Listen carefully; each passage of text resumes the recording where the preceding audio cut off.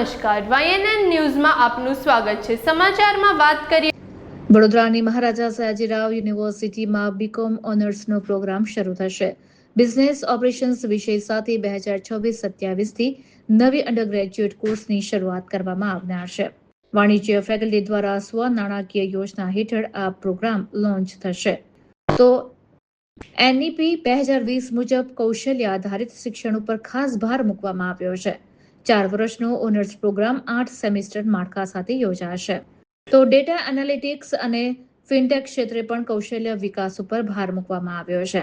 Management, marketing અને human resource પર પણ ફોકસ કરવામાં આવશે. ફાઇનાન્શિયલ મેનેજમેન્ટ, કોસ્ટ એકાઉન્ટિંગનો અભ્યાસક્રમમાં સમાવેશ કરવામાં આવ્યો છે. ત્યારે વિદ્યાર્થીઓની રોજગાર ક્ષમતા વધારવા માટે ઉદ્યોગલક્ષી અભ્યાસક્રમને પણ સામેલ કરવામાં આવ્યો છે. આનો મુખ્ય ઉદ્દેશ આધુનિક બિઝનેસ દુનિયા માટે વિદ્યાર્થીઓને તૈયાર કરવાનો છે.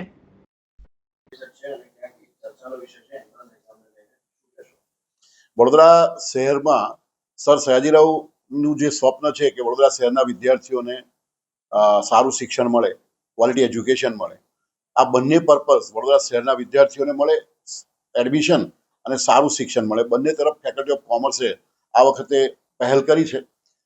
વિદ્યાર્થીઓમાં એક એપ્ટિટ્યૂડ ડેવલપ થાય, એનાલિટિકલ એબિલિટીઝ ડેવલપ થાય, જનરલ નોલેજ પ્રત્યે લોકોને થોડું કંઈક એપ્ટિટ્યૂડ ડેવલપ થાય.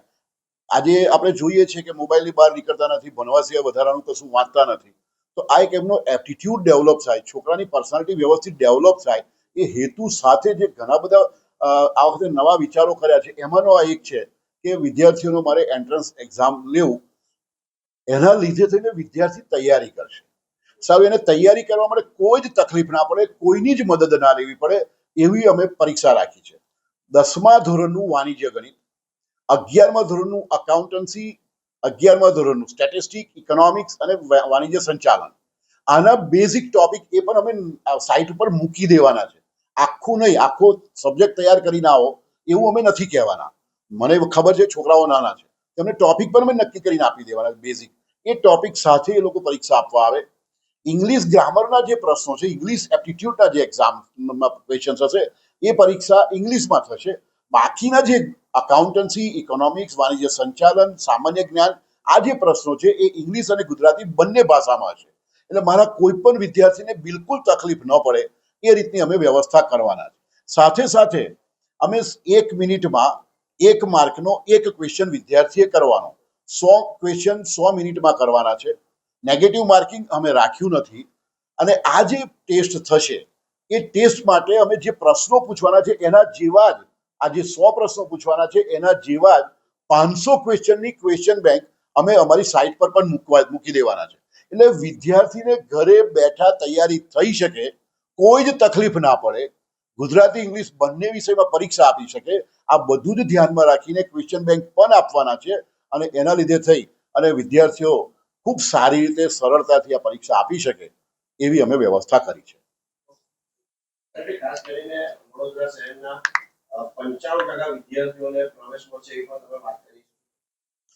આજ સુધી જે ફેકલ્ટી ઓફ કોમર્સની જે ફેકલ્ટીમાં મીટિંગ થતી હોય છે અને ફેકલ્ટીમાં જે નિયમો બનતા હોય છે, એ નિયમો પ્રમાણે 85% લોકલ અને 15% બહારના વિદ્યાર્થીઓ હતા. અમે ફેકલ્ટી ઓફ કોમર્સમાં જે છેલ્લા ઘણા વખતથી જે ધસારો થઈ રહ્યો છે, આપણી લોકલ વિદ્યાર્થીઓ પાસે બીજો કોઈ ઓપ્શન નથી હોતો, તો વડોદરાના વિદ્યાર્થીઓને વધારે સમાવી શકાય એટલા માટે ફેકલ્ટી ઓફ કોમર્સના ફેકલ્ટી બોર્ડે નક્કી કર્યું છે કે 95% ટોટલ એડમિશન જે પણ આપશું એના 95% એ વડોદરા શહેરના લોકલ વિદ્યાર્થી હશે અને 5% એ વડોદરા શહેર અને જિલ્લા બહારના વિદ્યાર્થીઓ છે.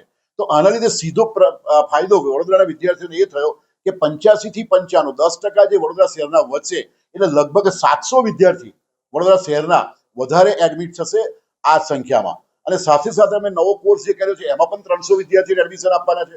તો આ બધું જો જોઈએ તો આ વખતે વડોદરા શહેરના લગભગ 800 થી 900 વિદ્યાર્થી વધારે અમે સમાવીશું. એટલે વિદ્યાર્થીઓને તકલીફ ના પડે એવો અમારો પૂરો પ્રયત્ન છે.